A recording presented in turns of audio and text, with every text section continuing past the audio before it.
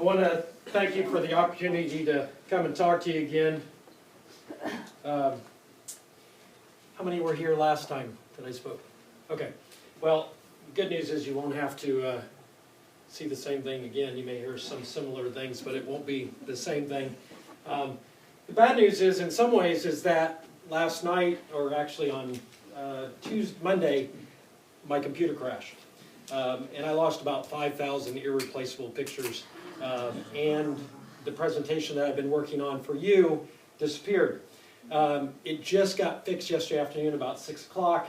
So I've been up all night kind of working on getting this all back together.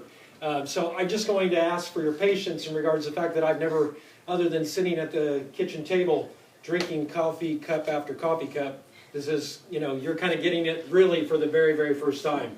So, you already know, or those of you who heard before, my book's up here. I hate this part of it, but I do sell books. The first one is Looking a Soul's Journey. It's a picture kind of motivational book. It's about my journey really in life, which is kind of what we're going to talk about again today. We'll make it $20 today. My second book is I Don't Have Crooked Legs. It's a children's book. It's about bullying and good self-image. It's all told by animals. There's maybe 10 lines spoken by humans. But since most of you are moms, it's nice to know that at least have one man in here this time, so at least I don't feel completely outnumbered. And I'm sure he has my back just in case. But if you're a mom, the mom-daughter relationship is probably one that you'll certainly enjoy. In fact, I think moms like it as much as the kids. And I agree completely with Marilyn about reading, because I read to my son, and he's an avid reader even now. My last book is called Brothers Till Death. Now, Brothers Till Death is a completely different story. It's my story. It's rough, okay? It's because my story is rough. It will get down in your guts and kind of make you go, I don't really like the fact that he said that. But that's the point. This is about my struggle with God, family, church, just about everything. Mine and my brothers. So it is only available online. You can go to my website, liveexceptionally.com. It's $1.99 on there, and you can download it. I hope to put it in print here soon, but that's a little expensive sometimes. So, now here's the thing I know about a group. Everybody lives or learns a little differently. This is Isabel. Isabel is goofy, and she's very, very tender. So she doesn't like things to kind of be said to her and kind of like right in her face. Now, I know you saw Cowboy before. Cowboy's the thinker. Cowboy kind of likes to chew on things. He likes to kind of sit and if he was a person, he'd get back to you later on whatever it is that you had talked about. And then there's Cinch. Now, Cinch is kind of a 2x4 upside of the head kind of guy. Okay, that's me. And so what I want to make sure that you understand is that a lot has changed with me since the last time that I talked, in the sense that I'm trying to allow God to speak through me, not for Him. I don't have the ability to do that. But He likes to use a 2x4 upside my head sometimes. So I may say something that you don't like, and I don't mean in any way to offend you. What I really mean to do is that this is me. This is how I am. So if you have a problem with something I said after, please come up and talk to me. I'll be more than happy to talk to you about it. But I know that my intent is not to offend anyone. Now, what I want to talk to you about is three things today. What do others see in you? What do you see in you? And most importantly, what does God see in you? And they seem separate, but they're not. Now, I took all the pictures that you're going to see. I ventured down into Cincinnati one time and went down and walked around and took pictures. Now, I like to take pictures and then kind of get the story. This is Charles. Charles was a Vietnam veteran, and he doesn't walk. But he is still trying to get over the trauma of Vietnam. This is Margaret. Margaret once lived in the biggest house in Cincinnati, and she lost it all in divorce. That cart right there is now her house. This is Tommy. Tommy was a star athlete in college and blew out a knee, had a chance to go pro, and never made it. Never been able to hold a job. He's just kind of hanging on. This lady had problems with drugs, in an addiction, but now she runs a homeless program in the streets of Cincinnati. Now here's something I need to tell you. All those stories are made up. They're all made up because my point is this. I know that all of you have people who make up stories about you. It is not something that we are immune from. They do it about me. They do it about everyone in this room. And we do it based on appearances. And so we go, well, they are this, or they are that. Now, it would be easy, I think, in some ways. I told you before that I used to be an attorney and I used to be a college professor, and I'm educated. That doesn't necessarily make me smart. But you know what? People talk about people no matter where you are in life, no matter what you're doing. And the biggest problem in all of that is they have no facts to go on. Amen. Most of the time, it's just what they perceive. Or even worse, especially in towns like Kokomo, what they've heard. Yeah. Okay? So they talk. And then the story gets a little bigger and the story gets a little bigger. Now, I'm not going to spend a lot of time talking about what others see in you because of this. There's nothing you can do about it. Absolutely nothing. I do go back to the words of my father, who always said this, and he meant it about my life, and that was, it takes 10 minutes to make a reputation and 10 years to live it down. But you know what? The only thing that we can do is live differently in order to change that. And guess what? They're still not going to change their story. Those people who know you believe in you. Those people who don't know you will never believe in you. That's just the way it is. And that's just what we have to do. Now, I want you to do something for me. I want you to imagine something. I want you to imagine that there's an 8-year-old boy in a backyard. Backyard probably just like yours. And on one hand he has a glove. Now it's his father's glove and it kind of hangs down. It's really long. It's too big for him. On the other side of that yard is this big man. He looks like a giant to that little boy on the other side of that yard. The father's holding a bat in his hand and a glove in his hand, and only as seems dads can do, he tosses the ball up in the air and swings the bat. And the ball goes across the yard. He's already told the boy, get ready. Get down in that position, the position he's been taught 1,000 times. Knees bent, butt low, hands down, body in front of it, and the ball disappears in his glove. The boy stands up and he throws the ball right back into the man's chest, right here. There's no congratulations, there's no nothing, there's just one single word, one. The process is repeated over and over again. 2, 3, 4, 5. And the pressure starts to build on that 8-year-old boy. He's now beginning to feel a little tense. Ball goes up in the air, the bat strikes the ball, it runs across the grass, it hits a rock, takes a bad hop, smacks into his shoulder and bounces back to the fence. The little boy doesn't even wince. He runs back to the fence and picks up the ball and throws it back to the man on the other side, and he hears one word, 0. It was a process in which the goal was 25. The man on the other side had these unmet expectations of himself, and he wants to push that boy to be better. Not a bad thing. But it became a relentless, unattainable goal to get 25 ground balls perfectly in a row. Can you see that boy?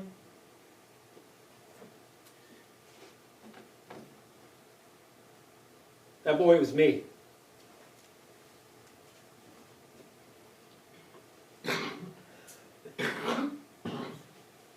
The man on the other side of the yard was my father. Best man I've ever met.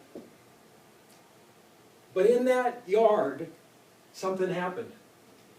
I got a scar on my heart because I couldn't attain what he wanted. It didn't matter.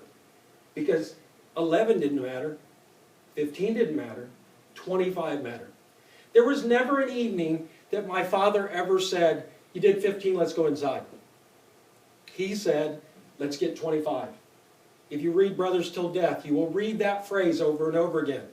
Because in my mind, in my life, the word ground ball carries huge weight. If I'm mad at you and I'm in a personal relationship with you and you're asking too much of me, I guarantee that I will say, I will not take another ground ball. Because it's still there. Now I want you to fast forward 25 years. Many of you have experienced this in regards, you might have just had this happen last night. You have a room in your house where there's a baby sleeping. The door opens slowly and there's just a nightlight on. A man walks inside that door and he gets on his knee and he prays one prayer, one sentence. The insanity stops here. That was me and my son. I knew that what had happened to me in that backyard could not continue. It just couldn't. So Taylor, that's my boy, grows. And I start to ask myself all kinds of questions. He gets to be a teenager. And I wonder, how is it that what happened in that backyard is going to affect him? What is going to be carried onto him? And so, at a point in time, I just kind of walked away. I walked away from God.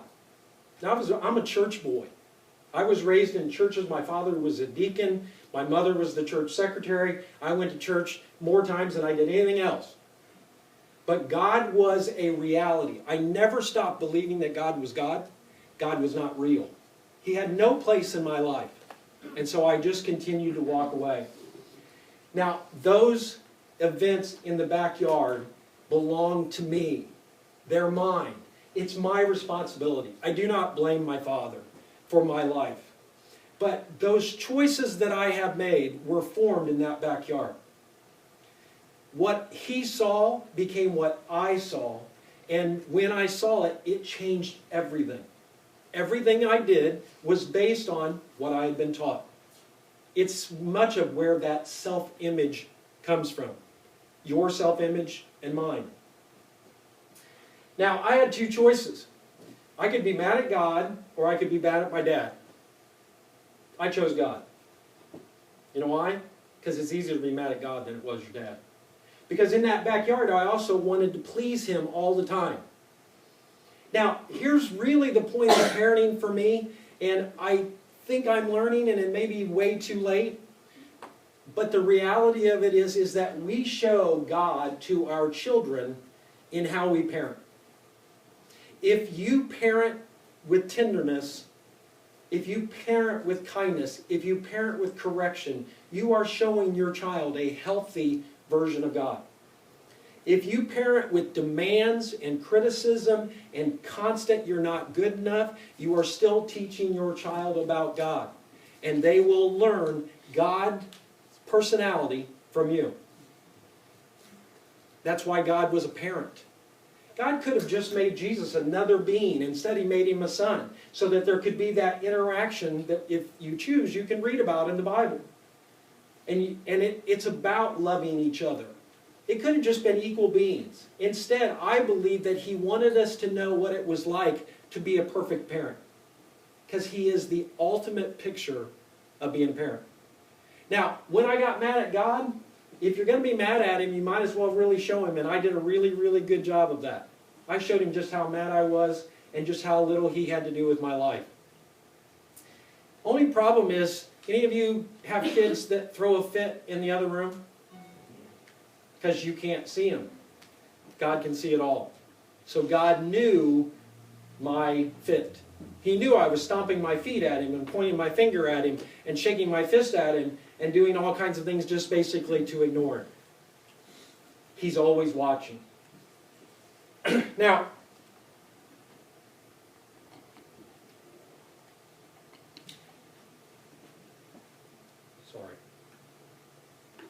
I have one problem, and that is I'm a little long-winded. So when that happens, I like to keep track, and I get the whistle. I actually get the hook. You know, they pull me off the stage and say, "You're done, so you can't talk anymore."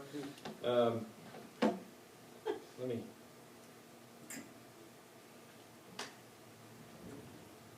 Okay. Again, what happened with my father affected my relationships. So one failed relationship after another. Couldn't hold it together. You know why? Because I wanted to please them. I turned away love that was unconditional for love that I had to earn.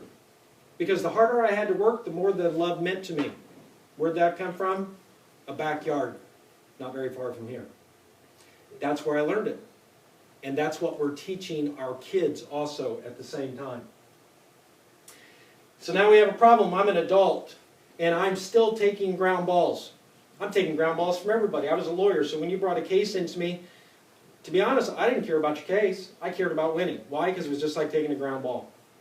A new car was another ground ball. Paying for a new house was another ground ball. A new relationship was another ground ball. I just kept taking them. Ultimately, I wanted my Father's approval, but even bigger than that, I wanted God's approval. I wanted to know that He was pleased with me. And that's a pretty difficult thing to feel or hear when it's God.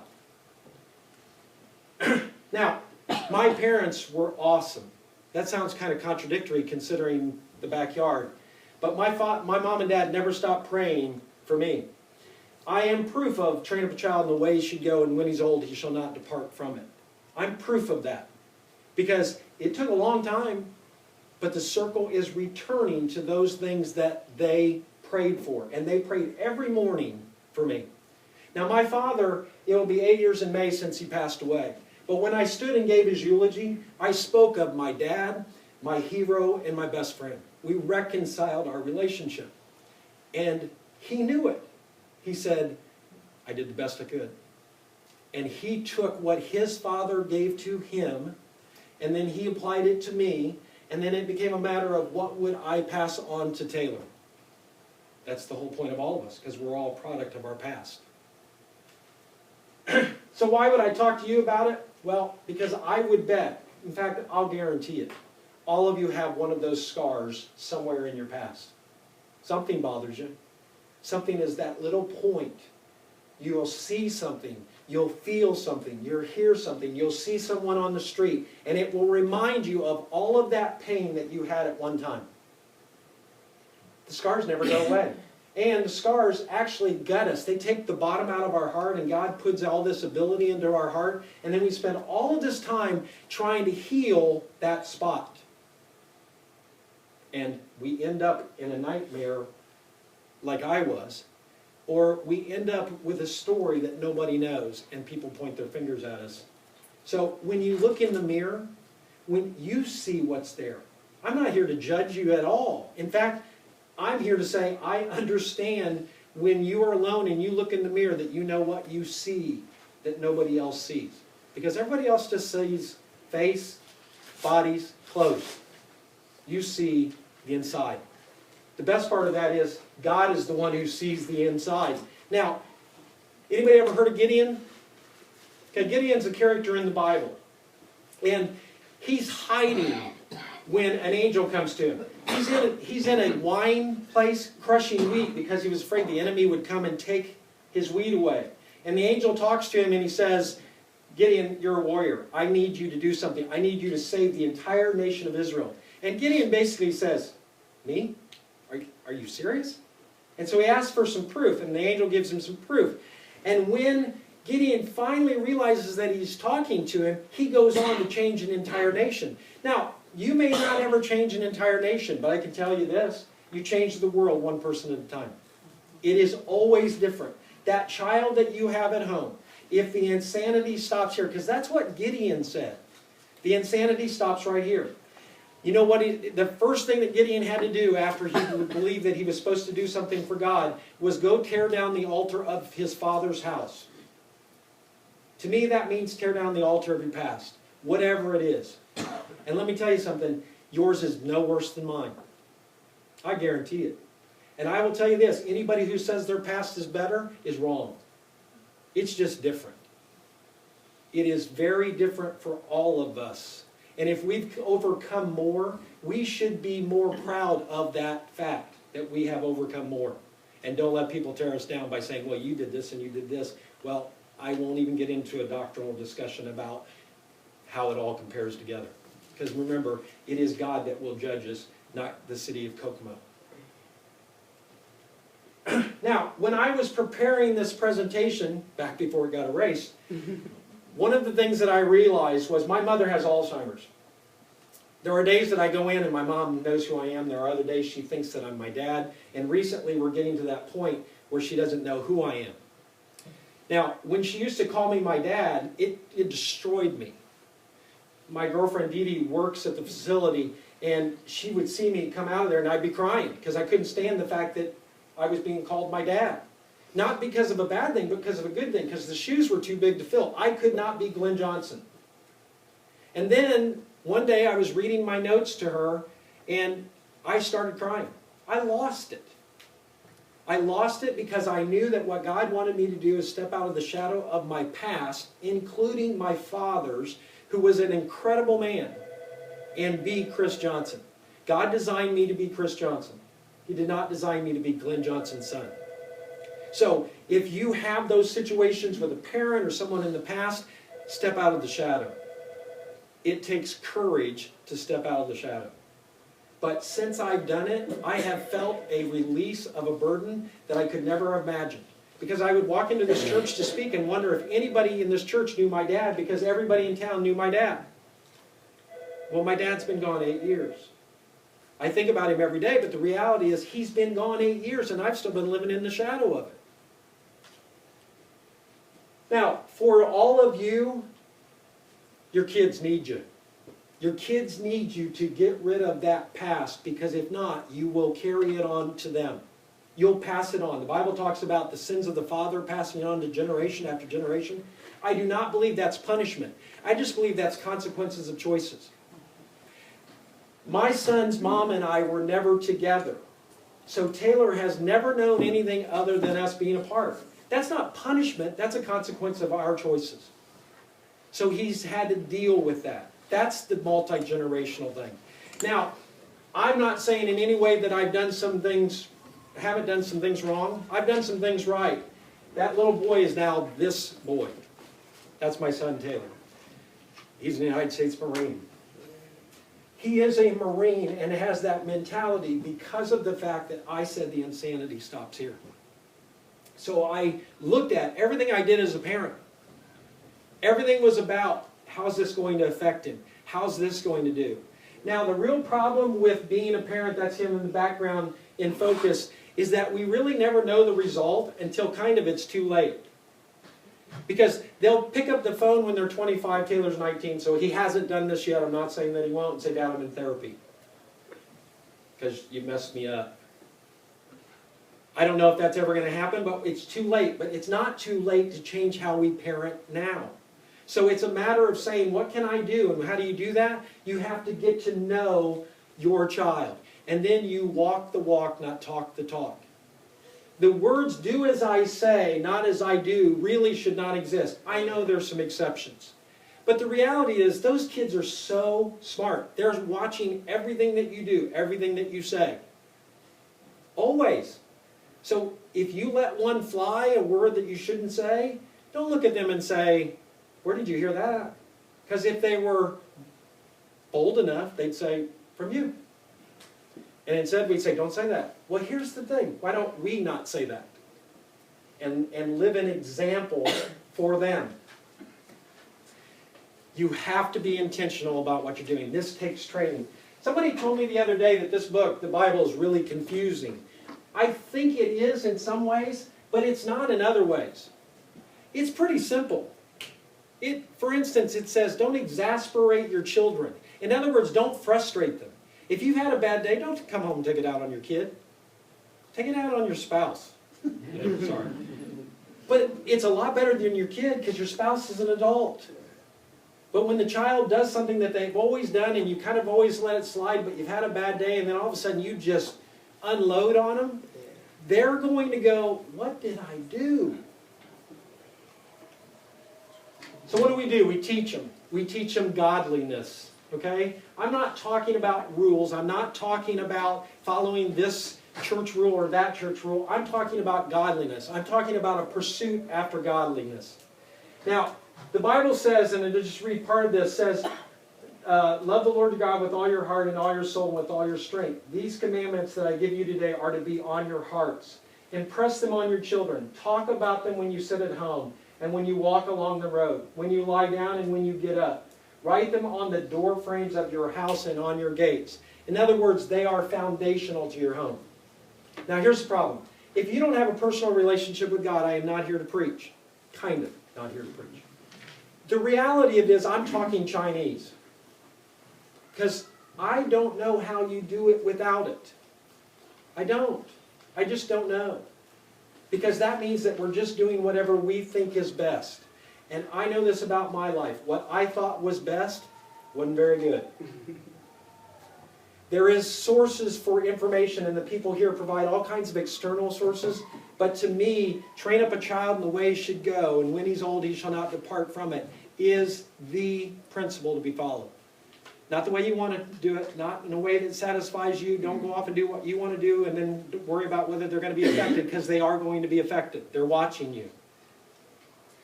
So how does God see you? First thing that He sees you is with grace. He sees you differently than you see yourself. Now, there's a phrase down there at the bottom called, it says, holy and dearly loved. It's from a verse in the Bible. I've said that to 2 people recently in the last 2 weeks, and finally somebody said to me, do you understand that that makes no sense to me? And I said, what do you mean? And they said, I wasn't loved by my Father. So how would I feel holy and dearly loved before God? I don't have an answer for that one. I don't have an answer for how do you feel loved when you've never known it. I do know it takes incredible guts to dig into that and figure out what's going on. The other thing that God sees you in way is mercy. No more than probably 10 blocks from here in Foster Park, one morning about 5 o'clock in the morning, and this has been been 15 years ago. Not proud of it, but I'm not ashamed of it either. I don't have regrets, because whatever it is that has happened to me in this life so far has brought me to this moment where I'm speaking to you. It makes me able to say and relate to you maybe in other ways other people can't.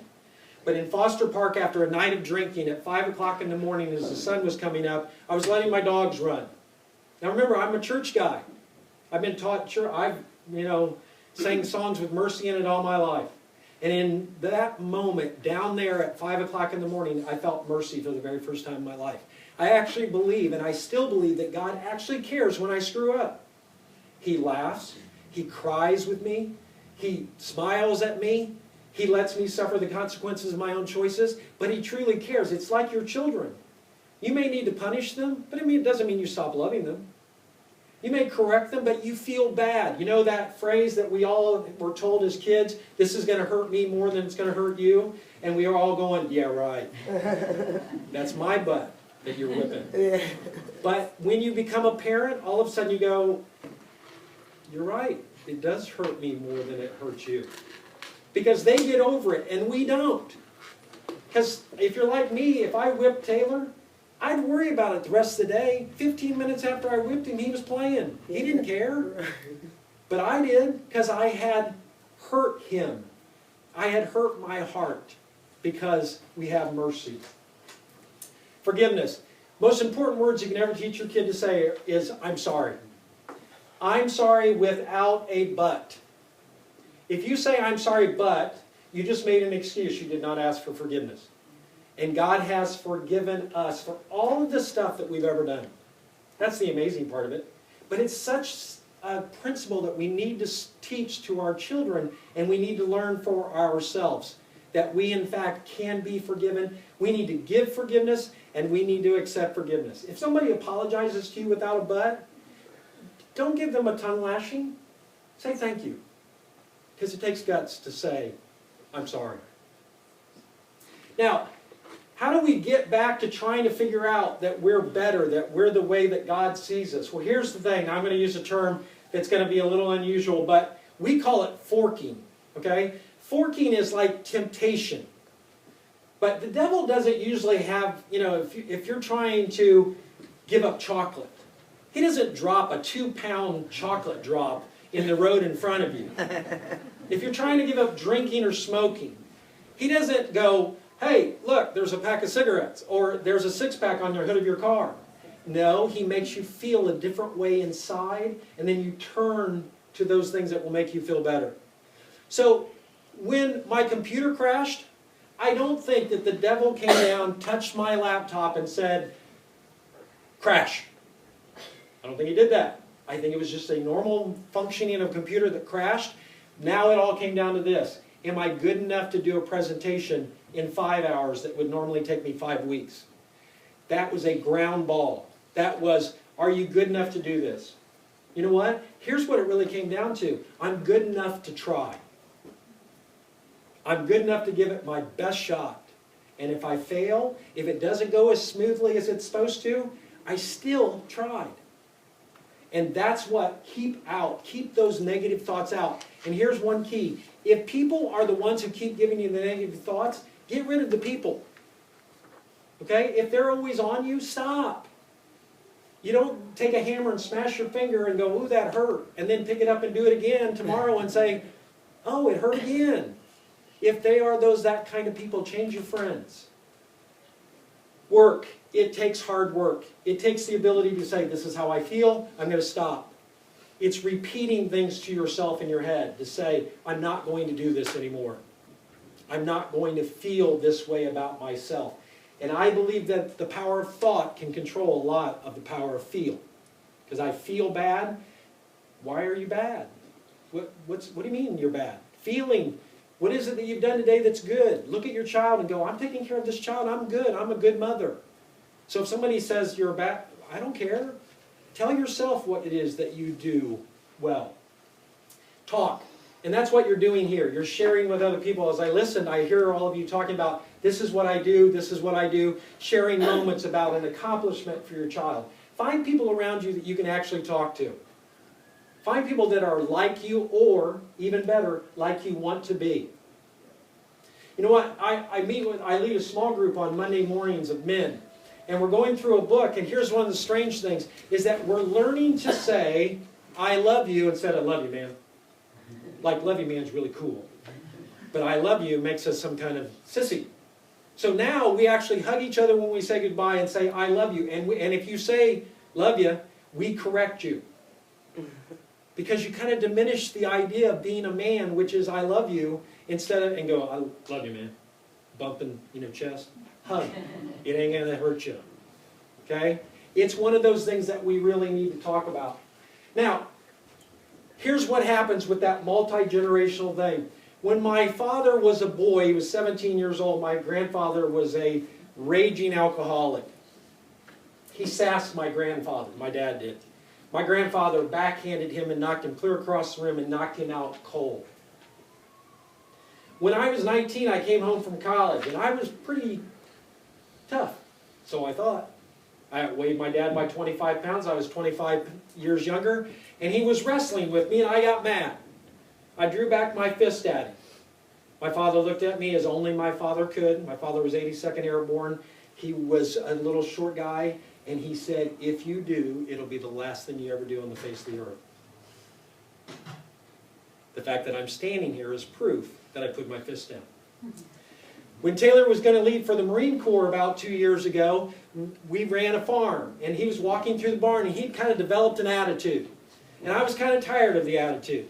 And so one day he walked by me without speaking to me at all, and I said, young man, come here. He said, what? I said, well, that attitude will get you in trouble. This barn is big enough for only 2 bulls, and I'm it. Or big enough for 1 bull, and I'm it. So if you want to go, let's go now. Now you might say that's pretty crude, but you know what, that really is progress, because my dad got knocked out. I drew back my fist. My son and I figured it out before we ever got to that point. Now, there's a good ending to that story. There's Taylor when he's 12. All of you know about the city baseball tournament in Kokomo, how big a deal it is. It's huge. When Taylor was 12 years old, 2 months after my father died, his team went to the championship game, Graves sheet metal. Taylor led off. He was a catcher and led off. And as he was coming to the plate, the announcer, Greg Bell on WIOU, was talking about my father and about him dying. And I'm sitting out in center field in the back of my truck listening to Greg talk about Glenn Johnson, how he's going to be missed, and how he helped coach teams all over and travel the world teaching God and Bible together. Strike 1. Strike 2. I'm beginning to go, Taylor, watch the ball. And he can't hear me. I'm 300 feet from him. Next pitch comes in. Taylor hits a home run dead center in center field. Kid starts to run the ball up to the concession stand, and somebody goes, give it to him right there. That's his dad. I said, just tell them up there that you gave me the ball. I still have that ball.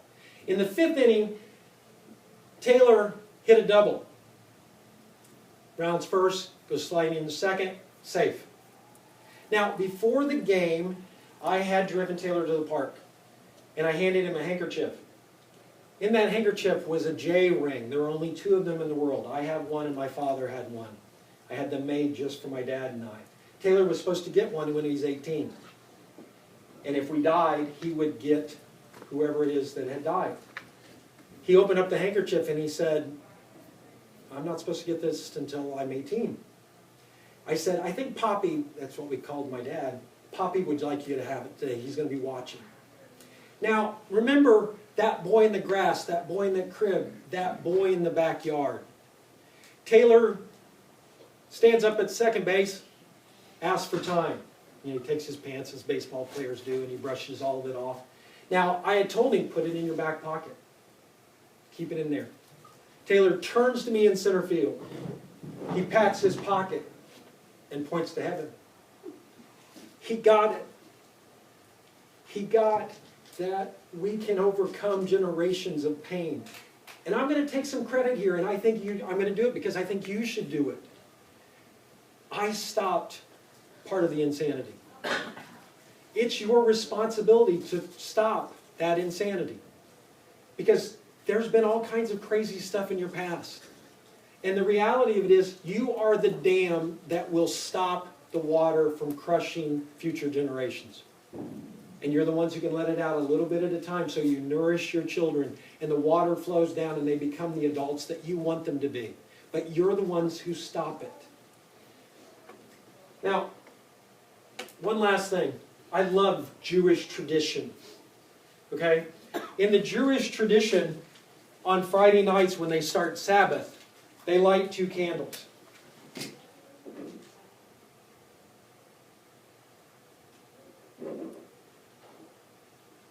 Hopefully I can do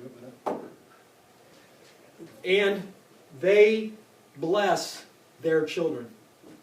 They touch their children on the head and they pray this prayer. Now what it does is it connects them to the legacy of their past generations. And it also tells them, God, go with you into your future. Now, I love symbolism because I can look at candles and go, now I get it. It's not somebody's words, it's something I can see. These candles sit in our house at home because it's just a reminder. My son may very well be deployed at the end of April. And the reality of it is they will be lit on Friday night. Not because I'm Jewish, but because of the symbolism of saying bless you wherever you are. Now, I'm not much for psychobabble, and with this I'm finished, okay? I've heard of the inner child, but guess what? Psychobabble or not, we have one. It's that child that has been hurt. It is that child that has suffered something in the past. So when you lay your hands on your child and you bless them, even if you do it figuratively, you don't have to get them together because they're going to look at you and go, why are you putting your hands on my head? But you can reach deep down inside of you and put your hand on your head and realize that God says you are His image bearer. You are the only thing ever made in God's likeness. Not the animals, not the earth, not nature, not anything else. You have within you the breath of God. And reach inside of you and give that breath, that blessing to yourself. I want to thank you very much for allowing me to speak to you today.